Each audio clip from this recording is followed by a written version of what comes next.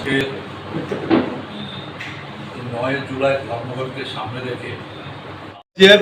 এবং TCC SBR মোট 11 দফা দাবিকে সামনে রেখে আমরা সারা ভারতবর্ষ এবং আমাদের রাজ্যে সেখানে আমরা ধর্মঘটের জন্য প্রচারে আমরা যাব।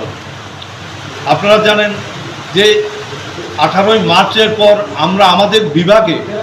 এই যে দাবিগুলো ছিল সেই দাবিগুলো নিয়ে আমরা একটা বিভাগীয় কনভেনশন করি সেই দাবিগুলো প্রচারের জন্য, এবং সেই দাবিগুলোকেই সামনে রেখেই আজকে আমরা প্রচার নিতে চাইছি যে আগামী 9 জুলাই যে সাধারণ ধর্মঘট সেখানে আমরা অংশগ্রহণ করব। কিন্তু রাজ্যের যে অবস্থা, যেই ধরনের একটা শোচনীয় পরিস্থিতি, সেখানে শিক্ষক কর্মচারী সাধারণ মানুষ রাস্তায় দাঁড়িয়ে কথা বলার অধিকার থাকছে না। সেই জায়গাতে আমরা এটা আমাদের যারা সংগঠনের সদস্য তাদের কাছে এই বার্তা নিয়ে যেতে চাই যে আমাদের দাবিগুলো কি এবং সেই দাবিগুলোর উপর ভিত্তি করেই